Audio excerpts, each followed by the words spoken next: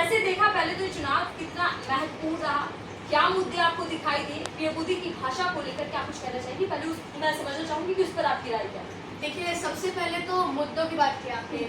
मैंने अपने फ़ोन पे अखबार में जिस तरह एक तरफ इंडिया अलायंस के ऐड देखे चल रहे हैं और एक तरफ अखबारों में मोदी जी के ऐड देखे, तो मोदी जी के ऐड में मुझे कुछ गारंटी नहीं दिखी, बस सिर्फ थप्पे पे लिखा हुआ था मोदी की गारंटी स्टैम्प के साथ।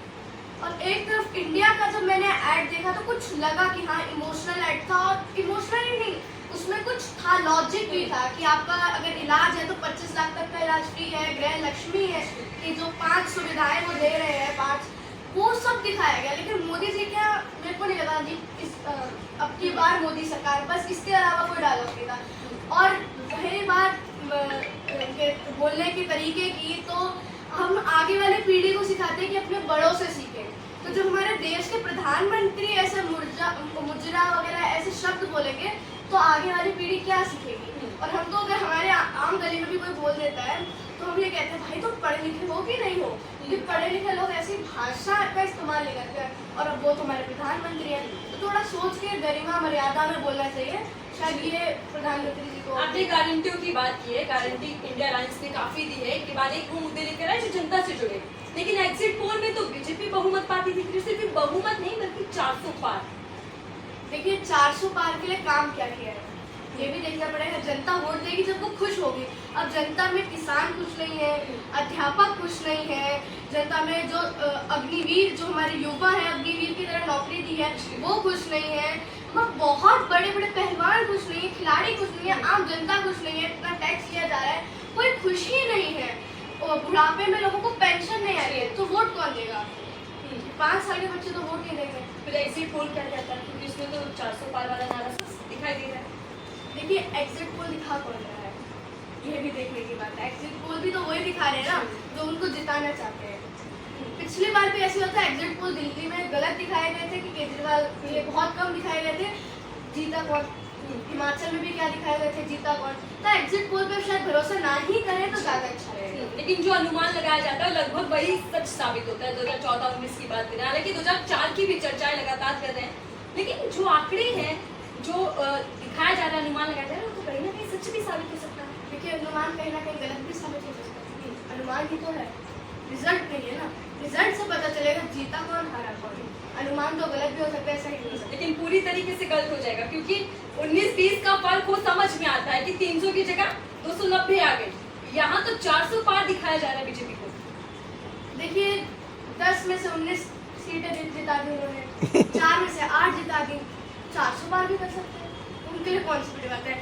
वो तो 500 भी दिखा सकते हैं, बस चले तो प्रधानमंत्री घोषित कर दे, वो भी उनका कुछ पता नहीं है, वो तो कितना भी कर देंगे। लेकिन 4 जून को रिजल्ट आने वाला है, बड़ी बेसब्री से सबको इंतजार है, पूरा देश दिल थामे बैठा है कि कौन जीतेगा, सबको इंतजार है। तो आपको इस एग्जिट पोल पर भरोसा नहीं है? मेरे को क्या, पूरे देश को भरोसा नहीं है। 400 पार के हिसाब से तो पूरे देश को भरोसा नहीं है एग्जिट पोल पे क्या चल रहा है। लेकिन जो एग्जिट पोल सामने आया, जिसका इंतजार बेसब्री से लोगों को रहता है, कहीं ना कहीं एक अंदाजा हो जाता है कि कौन सरकार बनाने जा रहा है। तो आपको लगता है कि एनडीए इतनी मजबूत है, इस वक्त जो चुनाव चले, 2024 का चुनाव जिस तरीके से हमने देखा, वो वापसी कर पाएगी? देखिए 10 साल पूरे हो गए हैं, तो अभी तक तो मुझे नहीं लगता कि मोदी जी जीत पाएंगे, क्योंकि नहीं है, कोई काम नहीं है, कोई जनता से ऐसा भरोसा नहीं है जनता को, या कुछ ऐसा किया नहीं कि जनता खुश है। और एक बात मोदी जी हम कुछ बनाते हैं, रूल्स बनाते हैं तो सबके लिए बराबर होता है। हमारा राइट टू इक्वालिटी में भी बताया गया कि सबके लिए everyone is equal before the law, लेकिन शायद मोदी जी ने संविधान पढ़ा है, सबके लिए 70 साल के बाद रिटायरमेंट है और खुद 74 में टिकट लेके लड़ रहे हैं, ये तो गलत बात हुई मोदी जी। आप 74 के हो गए, अब आप भी घर में थोड़ा आराम कीजिए। अडवाणी जी 70 साल में रिटायर हो गए, मोदी जी 74 में खेल रहे हैं, ये तो गलत बात है, ये तो नाइंसाफी हो गई। तीसरी बार हैट्रिक की भी तैयारी है। देखिए प्रधानमंत्री जब एक दूसरे से न्याय नहीं कर सकता है, जब खुद ही अनुशासन में नहीं है, तो देश को कैसे संभालेगा? जो रूल खुद से बनाए हो, खुद ही फॉलो ना कर रहे हो, तो ये तो फिर गड़बड़ी की बात होगी ना। ये तो ये हो गया कि संविधान का पालन नहीं करते। अच्छा, इंडिया अलायंस के लोग जो हैं, नेता, वो बोल रहे हैं कि अभी जनता का जो एग्जिट पोल है वो आना बाकी है, हम 295 सीटें हासिल करने वाले हैं। आपको लग रहा है कि इंडिया अलायंस की बातों में कहीं ना कहीं दम है? किस विश्वास के आधार पर वह सब बोल रहे हैं? देखिए 5 गारंटी, भारत जोड़ो यात्रा आपने देख ली, जनता का प्यार आप देखेंगे ना इस बार ये तो बहुत कम बताया है उन्होंने। मेरे हिसाब से तो बीजेपी 100 पार कर जाए बड़ी बात है। मैं तो ये सोच रही हूँ बीजेपी 200 पार नहीं होगी इस बार। ये तो आप लिख के ले लीजिए, बीजेपी 200 पार नहीं करेगी, मेरे हिसाब से करेगी। लेकिन बीजेपी के लोग तो नेता तो अभी से ही कह रहे हैं कि पीएम मोदी का कोई तोड़ नहीं है, नरेंद्र मोदी सब पर भारी है, चाहे कितना भी आप अलायंस कर दें। ये बात तो सच कही कि पीएम मोदी का कोई तोड़ नहीं है, क्योंकि उनके जैसा अभी तक कोई बना नहीं है। उनसे अच्छे बहुत है, उनसे अच्छे बहुत है, उनके लेवल का अभी तक तो प्रधानमंत्री था नहीं देखने में अगर देखा जाए तो। बुजुर्ग की विदाई हो रही है और 2 युवा का आगमन हो रहा है। मोदी शाह तो जा ही रहे हैं, अखिलेश और राहुल आ रहे हैं। बड़ी बेसब्री से पूरा भारत इंतजार कर रहा है, नए भारत की शुरुआत होगी इस बार। आपको लगता है कि जो 2 युवाओं की जोड़ी, खासकर यूपी के लड़के जहाँ कहा जाता है कि कमाल कर पाएंगे, मोदी जी का जो आंकड़ा है 400 पार का, उसको रोक भी पाएंगे और तोड़ भी पाएंगे? देखिए, जनता विश्वास कर सकती है, काम करना राहुल गांधी का काम है। राहुल और काम करना नेता का काम है। राहुल गांधी ऐसे नेता है जो काम करेंगे, और मैं ठोक के बोलती हूँ कि वो काम करेंगे। पूरी पीढ़ी देख लीजिए ना आप, कैसे दादी ने कितना काम किया, दादी के पिता ने कितना काम किया, खुद के पिता ने कितना काम किया, माता ने कितना काम किया, ये भी तो देख रहे थे। जीन्स भी तो थोड़े आते हैं। लेकिन अभी 4 जून बाकी है आनी है अभी देखिए, लेकिन उससे पहले ही पीएम मोदी और बीजेपी के तमाम नेता कह रहे हैं कि शहजादे इस बार छुट्टी पर जाने वाले हैं, गुफा ढूंढ रहे हैं, ध्यान में जाने वाले हैं। देखिए, ध्यान में तो कोई और ही है। 5 घंटे का ध्यान तो कोई और ही कर रहा है। तो शायद 39 घंटे चुनाव हो रहे थे तब तक का ध्यान, तपस्या की। चुनाव खत्म होते ही तपस्या खत्म हो गई। ऐसी कौन सी तपस्या है भाई, कौन से भगवान को पूज रहे थे जो जैसे चुनाव खत्म हुआ तपस्या खत्म हो गई? ईवीएम मशीन की पूजा कर रहे थे कि इस बार थोड़ी गड़बड़ हो जाए, शायद कोई बटन दबाए बीजेपी आ जाएगी, यही पूजा कर रहे थे मोदी जी। तो मोदी जी आपको बता दूं, इस बार आप रिटायरमेंट ले ही लीजिए। क्या मोदी जी पे बहुत काम है भाई। मोदी जी को मोर को दाना भी खिलाना है, मोदी जी को कंगना रनौत की फिल्म भी देखनी है। मोदी जी ने खाली कहाँ है? मोदी आप इतना शेड्यूल बना कैसे पाते हैं? आप ये मोर आपका इंतजार कर रहे हैं, आपका बंगला आपका इंतजार कर रहा है, सब कुछ आपका इंतजार कर रहे हैं। लेकिन देखिए भी नई सरकार मिली नहीं देश को, पीएम मोदी बैठक ही कर रहे हैं दिल्ली के अंदर, 100 दिन की रणनीति तैयार कर रहे हैं कि कैसे मुझे आगे काम करना है। कहीं ना कहीं वो आश्वस्त है अपनी जीत को लेकर।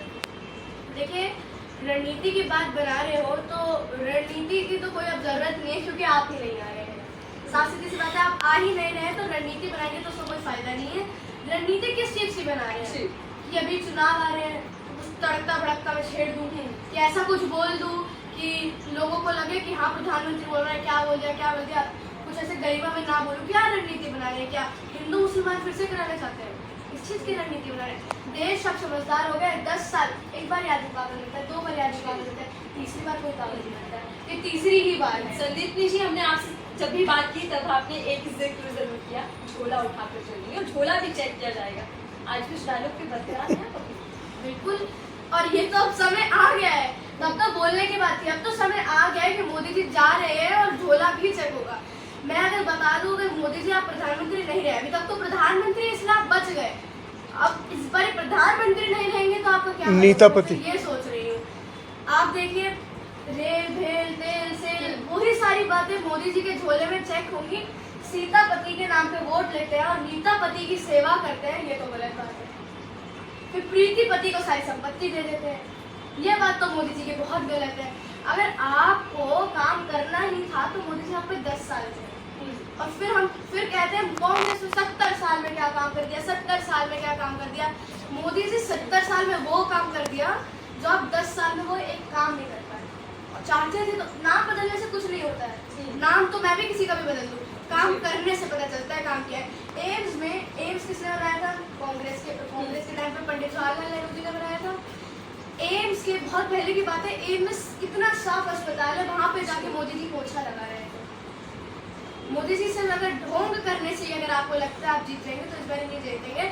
10 साल में शायद 8-9 बार तो लोग ही चुके हैं, 10वीं बार रह गया है, शायद वो भी 4 जून को पता चला।